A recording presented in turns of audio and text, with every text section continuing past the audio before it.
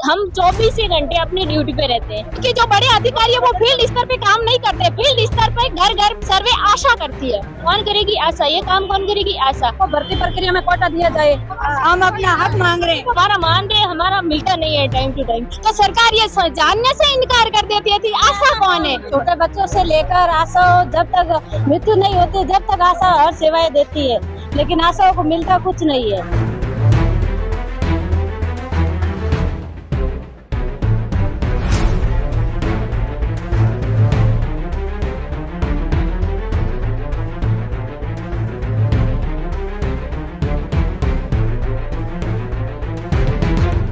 जोधपुर जिले की बड़ी संख्या में आशाएं आज जिला कलेक्टर कार्यालय पहुंची है। इनकी क्या मांगे हैं हम इन्हीं से जानेंगे।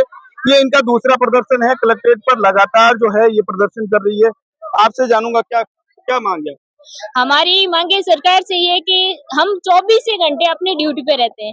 जब भी रात को भी कभी जरूरत पड़ी तब हमें बोलते हैं, छोटा सा कोई काम हो गया तभी आशा एएनएम से शुरू होके बड़े अधिकारी तक हमारे ऊपर सारे मतलब बोलते हैं कि ये काम करे। कौन करेगी आशा? ये काम कौन करेगी आशा? तो हम जब हमको बोला गया कि आशा एक मानदेय पे है, तो जब हम काम करते तब भी हमारा मानदेय हमारा मिलता नहीं है टाइम टू टाइम। हमारे घर में भी बच्चे हैं, हम भी महिला हैं, तो हमारे ऊपर जो बोल रहे हैं कि है ना महिला के ऊपर है ना इतना प्रेशर नहीं होना चाहिए, लेकिन ये लोग हम पे महिला पे हम ये नहीं बोल रहे कि काम नहीं करेंगे, काम करने के लिए तैयार है सारी। इसलिए हम सारी महिलाएं यहाँ जोधपुर की जितनी भी आशाएं हैं, जो सारी पूरी जोधपुर जिले की आशाएं हैं, पूरा हम यहाँ पे एकत्रित हुए हैं। सरकार जानती नहीं है आशा कौन है। हमारा नाम भी नहीं है। सरकार 21 वर्ष हो गए हमें लगे हुए, आशाएं काम कर रही है लगातार 21 वर्षों से आशाएं काम कर रही है। जब आशा अपना मुद्दा उठाती है अपने अधिकार के लिए, तो सरकार ये जानने से इनकार कर देती है। आशा कौन है? तो एक बार सरकार का भी ध्यान आकर्षित करवाओ कि आशा स्वास्थ्य और ग्रामीण स्तर के एक समुदाय की कड़ी है, रीढ़ की हड्डी है।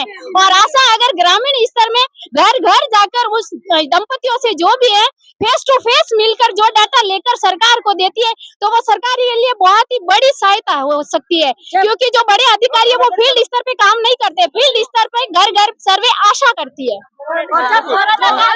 आप आगे आते रहिए। क्या मांग? आशा को जो एएनएम का प्रशिक्षण करवा रखा है उसको भर्ती प्रक्रिया में 20% कोटा दिया जाए।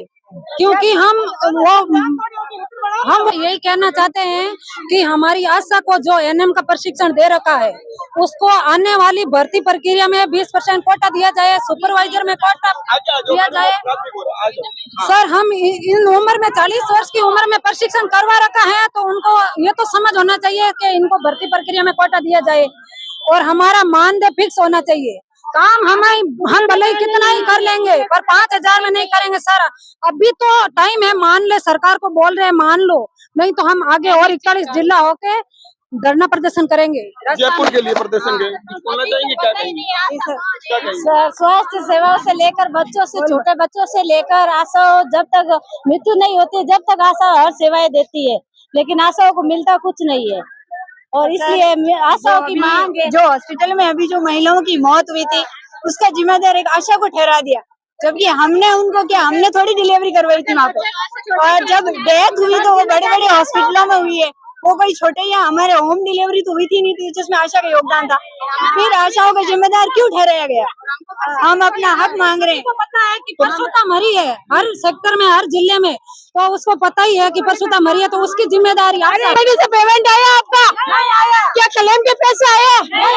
क्या काम कम हुआ आपके पास?